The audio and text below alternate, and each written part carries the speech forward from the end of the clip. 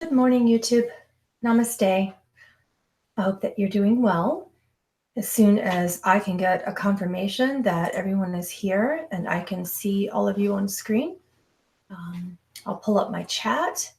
And once that's all clear and I can see you talking, I will begin. So far I don't see anyone. There you are. Okay. All right. Well, welcome. Thank you so much. You notice my background is different because I'm in a different office, home office now for a little while, if not permanently. Yeah. So some changes are being made, and we made some adjustments to the lighting because you guys kept talking about how yellow I am on screen. So we switched that. We're going to be putting a nice mural back here really soon, and that's going to be a lot of fun. So you'll see that too. We're waiting on it in the mail now. Be a few weeks. Yeah, lighting's better, huh? Hi, Indira. Yeah. So I love you guys. Thank you so much for being here. Let me open up my screen full because I can't see all of your chat very well. There you go. How are you doing this morning? Is everybody doing well? Gotta go back to work? Okay. Listen with your earbuds. Yeah. So today we're talking about attachment versus non-attachment, and the helpfulness or non-helpfulness of detachment and what that really means. I discussed this a little bit on Patreon. I was just in this dramatically receptive place as the energy of grace flooded through my essence. And I had been receiving teachings, as a channel from so many people. Nicole, I'm sorry that I can't answer your question right away. She keeps saying, why do I hurt? I'm really authentic. I'll call your question out at any point in time. But what I like to do first in Q&As is talk about the topic at hand, and then I will open up a space for your questions. So when I tell you guys I'm ready to open up to questions, we'll do that. But we're going to discuss the topic at hand because that's really, it could even answer your question. It could be what's most necessary for the collective to hear at this time.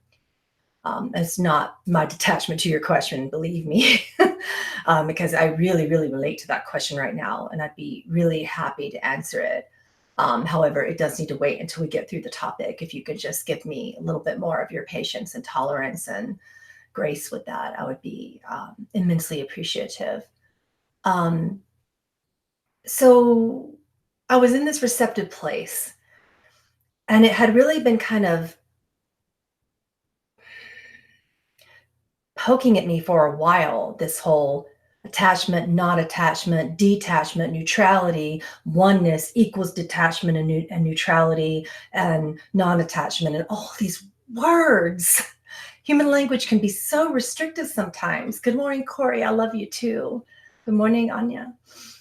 And I, as a yogi and a shaman and a channel, and all of these things that I've been taught since my first awakening at age 5, I was struggling with these terms, especially as a yogi and especially as a oneness teacher. And I'd had this for so long, this internal struggle every time I would sit through a Course in Miracles group and people would talk about non-attachment and oneness as if oneness equals non-attachment. Non-attachment felt a little bit too much like exclusivity for me. And attachment also felt like exclusivity to me as a teacher and as a channel. And as I grew towards oneness, and as I began to realize how it would sit so powerfully in my body, and in my relationships with others in this lifetime, and in my family, and in so many just day-to-day things. It didn't make sense anymore.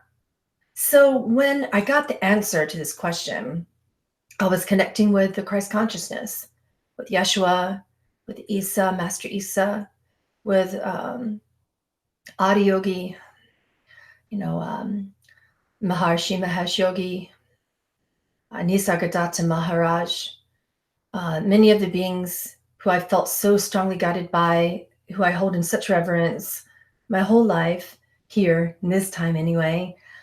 And I was in this place where, have you ever been in this place where you're just like, something doesn't make sense? And no matter what oneness teachers from around the world were throwing in my direction, um, and I, at that time, really coming straight out of realization, a baby coming out of realization, just this newcomer to enlightenment, feeling like a not a crying baby being birthed, but after you get through all the crying and you realize all the love, that kind of innocence, that kind of being a baby, something was still bugging me, and it was these teachings. And I've been exploring the teachings that are going around, especially in metaphysical communities, new age spiritual communities. And then I started going into trying to understand the teachings in oneness, and I understood the channelings, that's for sure. I really love A Course in Miracles. I love Way of Mastery. One of the books that I've been writing for a while, Course in Forgiveness, it is a oneness teaching, but at the same time, understanding that duality is a part of that oneness, and that God isn't a separate thing or entity or being, and trying to pull all teachings in the world together into oneness. There was one thing that was bugging me, and it was bugging me so badly that I just went into a kind of a righteous crying and seeking and just pouring out my tears to God. And I remember sitting in front of my fireplace and doing this, and connecting to Krishna and all these beings that I just mentioned, and trying to just understand why these teachings were bothering me so much about attachment in Tibetan Buddhism, attachment teachings, especially in ACIM and in oneness, some of the non-attachment and detachment teachings that seem to be involved in some Eastern yoga background, or at least that was my perception or misperception at that time. And I realized that for me, to say that you can attach or not attach to something means that you either like something or you don't, that you're including something or you don't, which is the ultimate form of separation. And I just could not reconcile this anymore within my teachings, much less within myself. Um, and I just couldn't do it. I just remember crying on Patreon going, here it is, guys. Can't do this non-attachment anymore, because what Krishna was telling me in that space of my tears and connection and compassion, he said, it's not really real. You're making a really big thing out of something that's one to begin with, and you're separating it. If you're going to include non-attachment, you understand that in order to do something successfully, no matter what you're doing, whether it's yoga or I love you too, thank you for that little tip there. Whether it's yoga or whether it is shamanism, or whether it is any kind of teaching that you are bringing forth from your essence to the world in your own practice, or if you're a teacher and helping others in their sadhana, if you're going to do something successfully, you have to be involved. So non-attachment felt like, and detachment too, the same languaging here, all these words in oneness teachings felt like exclusivity. It just felt too much like exclusivity, because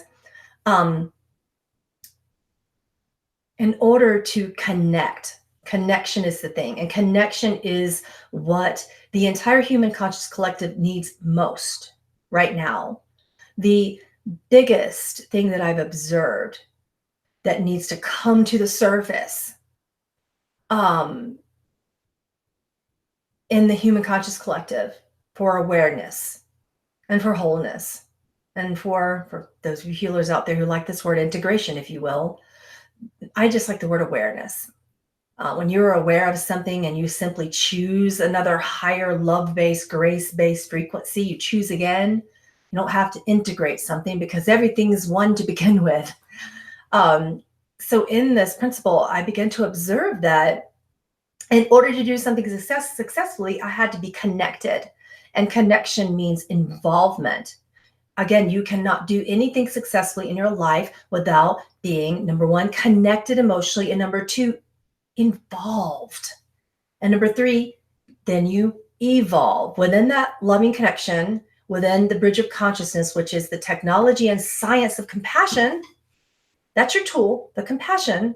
If you do not have compassion, you do not have connection. If you do not have connection, you are not involved. And if you are not involved, you don't care enough to bring something into awareness for healing, integration, and wholeness. You don't care enough about the beings in front of you that you're saying is they're just a dream. They're just a dream. Okay, you're dreaming of yourself. Fine. Okay, I will step forth into the oneness teachings and agree with you that yes, we are in an unreality. Yes, everything you see is a dream. However, you're dreaming of yourself. So are you going to detach from yourself? Are you going to ignore yourself and not be involved with connecting and sending compassion to yourself and listening to yourself? Do you understand what I mean? Involvement is not attachment. Involvement is compassion and connection, which is the most apparent thing that you need in today's society for spiritual awakening, for evolution spiritually, for your awakening, your ascension, whatever you're calling it, from whatever walk of life you hail. Correct? So if you are too afraid of attachment, as you call it, you're too afraid to be involved, you're too afraid to connect. Basically, what you're doing is saying, this is for me and this isn't. This is God and this isn't. I am God and nothing else out here is, because they're all a dream and I'm the only one that matters. So to me, that sounds like a little bit selfishness. To me, it sounds a little bit like you're not being compassionate to the beings in front of you, which are an example of you. They are God's reflection in another form that you believe is separate, but separation does not exist. So by being involved, you are actually beginning to connect to the experience, whether you like it or not, and you are forgiving the experience in front of you, whether you like it or not. And if you begin to connect and forgive, compassion will automatically flow. You will begin to compassionately listen. You will begin to compassionately connect, which means that if there's something in your perimeter that you don't like, you love yourself. Therefore, you begin to change the scenario. It is the most powerful form of manifestation in existence, right? All right, now I'm open to answering your questions about non-attachment. Is non-attachment not having expectations? This one's from Tony. Yes. Basically, in the form of connection, and I really don't like the word non-attachment. Attachment as a whole makes it sound like love is a parasitic problem. Correct? The whole word just gives me the energetic heebie-jeebies. Like I just go, what? You make it sound like connecting to people means that you're forming some parasitic symbiotic relationship where they're sucking you dry. I'm sorry, but I don't buy it. and I'm not sorry. Sorry, not sorry. Involvement is needed. If you don't like what you see before you, forgive it before you become involved. And your degree of involvement is relative to how much you feel you can connect with true self-love. And sometimes that may require a boundary. Your involvement may be seeing, forgiving, but keeping a physical distance. That degree of involvement is really very personal. Okay, that's very personal. Me saying be involved isn't saying I condone abuse. It isn't saying, allow people to step all over you. It isn't saying don't have boundaries for purposes of healing yourself. It isn't saying any of those things. To answer your question, what does attachment look like in a relationship? I personally wouldn't know. Let's just put it out there. I have had relationships that are allegedly following the oneness rules of non-attachment. And do you know what that felt like to me? It felt like exclusivity. It felt like that person did not care enough to connect to me and was using the spiritual lingo, non-attachment, oneness, to not connect, listen, care, or love me in a fully involved way. That's what non-attachment to me looked like in a relationship. So for me, that word has an energy frequency of like -75 on the scale of consciousness. You guys are getting me going. So I don't even like the word. When I hear the word, energetically speaking, my whole body goes, ugh, are you feeling that right now? So what about non-attachment to harmful habits such as smoking and alcohol? Yes, now you're on it. And that's a hard thing. I understand. Yeah, I would call that a habit. I wouldn't call it attachment or non-attachment. I would call addictions habits, and habits are exclusivity. You're basically saying that you're too afraid to get close to yourself, and you're using something that you're addicted to, normally a substance, but it also can be a person. It can be a feeling, you know. You're using that as a crutch, as a replacement to push you away. When you do that with habits and addictions, you don't want to connect with yourself. So in that way, you are detaching from you. It is incredibly sad, right? You don't trust yourself enough to know that you can connect without those things. I know it's scary, but that's the truth of it. Okay. Still open to answering your questions and reading chat. Some of your questions have scrolled up to the top. So if you notice that I miss it, just type it in again. Keep it on copy paste. How is non-attachment or attachment related to flow? We had to come up with new words for that. So non-attachment, I don't even relate to the word. I feel like it is a degree of human lingo that is so negative and disconnected and harmful that I'd like for you guys as a creative, conscious collective listening to me right now to come up with a new word. Can you do that for me? Yeah. So let's call it peace. Non-attachment is peace, because in order to be non-attached, you would have to be peaceful and unafraid of all circumstances, right? So I can't even answer your question because the word itself just, I can't even connect to the word to get a grasp of it in reality. So ask me again. Karen says, to me, self-love and non-attachment go hand in hand. If I agreed with the word itself, I would completely concur. So self-love means being able to connect. It doesn't mean don't attach to people. It means be able to be involved while understanding that they are you, while seeing that they are you, by forgiving the parts of you that you're not taking into yourself, and slowly taking in the parts of them that you weren't taking in. Because of forgiveness, you can do that. Because of compassion, you can do that. So to me, that's not attachment, that's connection. So self-love for me also can involve boundaries, but a physical boundary you can still hold, and that's not selfish. So self-love can occur because of connection, because of compassion, because of forgiveness, and you can still be connected regardless of what boundary you think you do or don't need, right?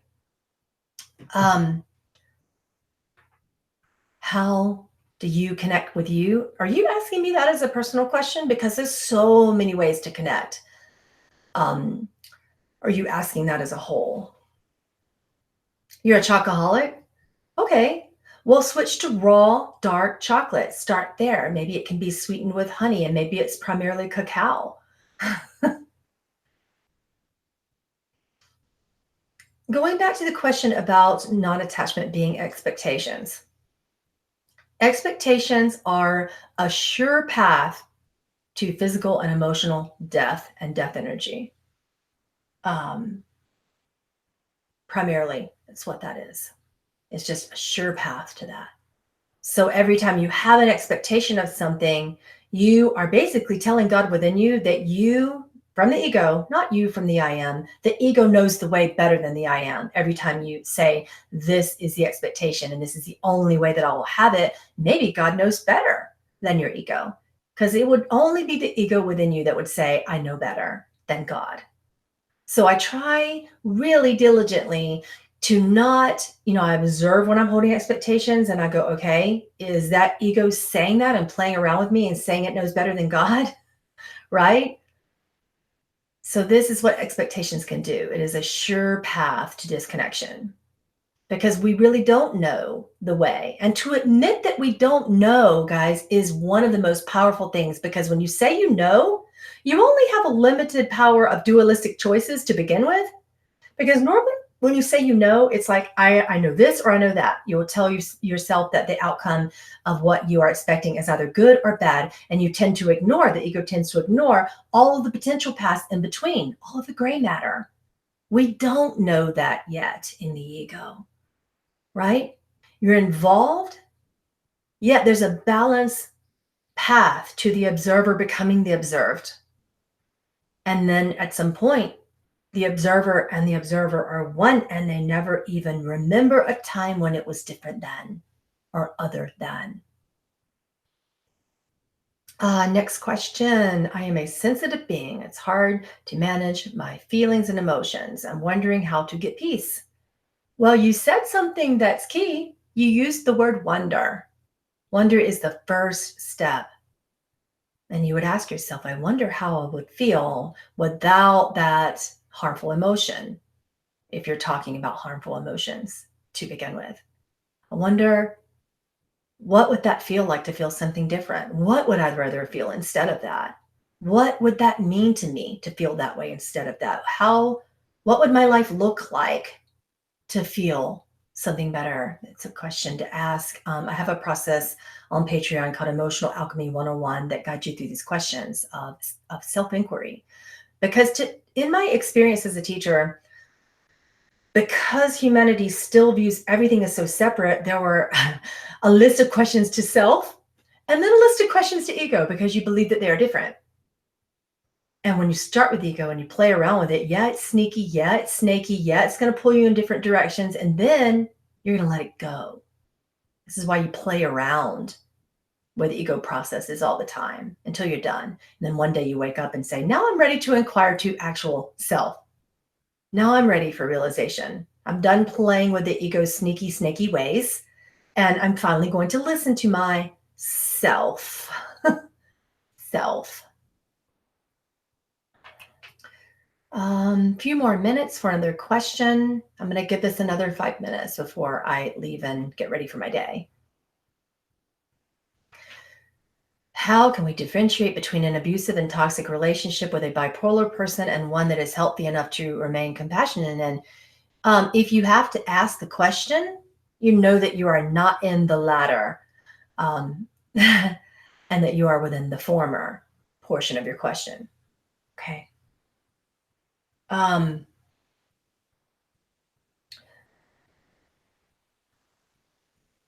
You know that you're in a toxic relationship when your entire focus is so much on the other person that you have, number one, forgotten yourself. When loving and taking care of that person means that you or the other person will emotionally or physically or sexually abuse you.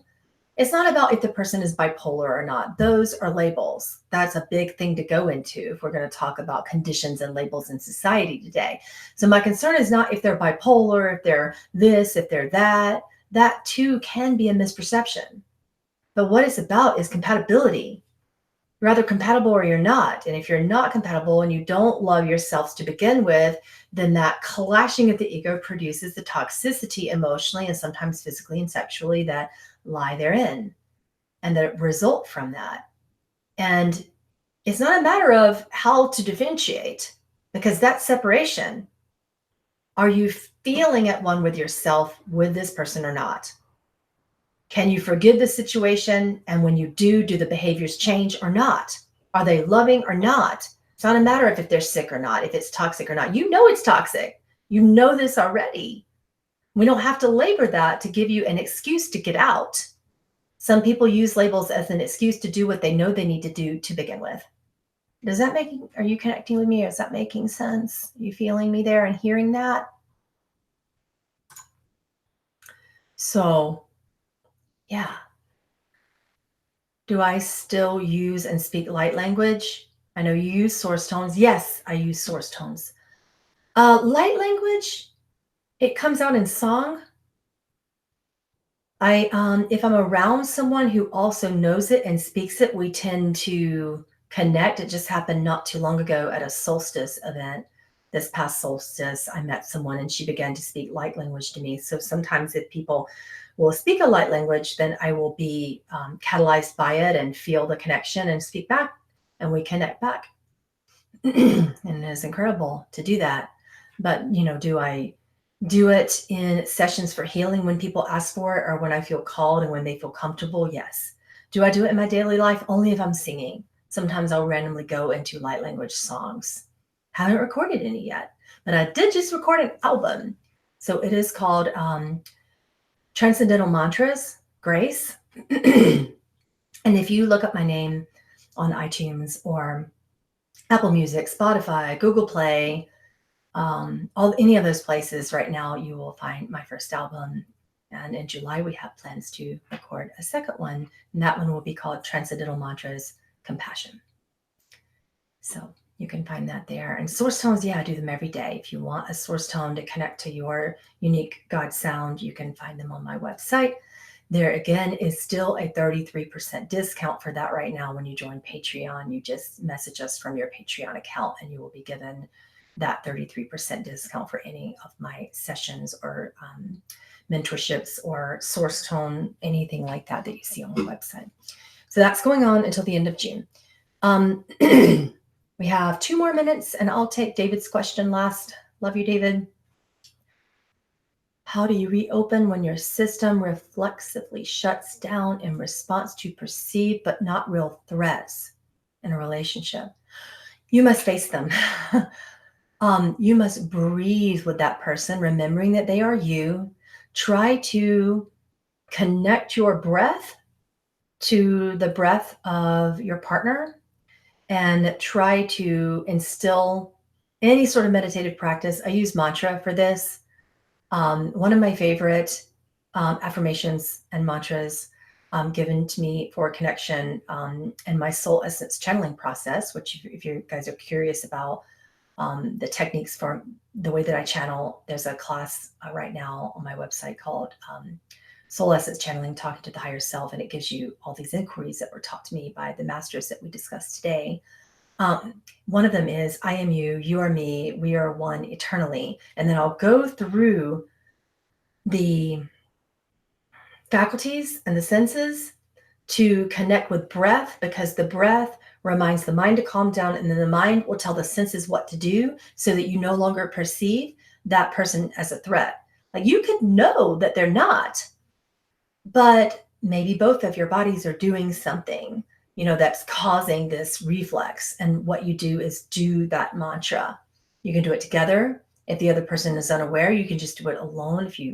It's a very deep process. So within that affirmation and mantra, I just say that I am you, you are me, we are one eternally. And then I go through the senses. I open my eyes, and as you, I see. And then I repeat it again while breathing. And then I go through the whole senses. I open my ears, and as you, I listen. Notice I didn't say hear, I said listen. The word listen is an incredible word. I am you, you are me, we are one eternally. I open my mind, and as you, I know. I open my heart, and as you, I feel. I connect to you, and as you, I am.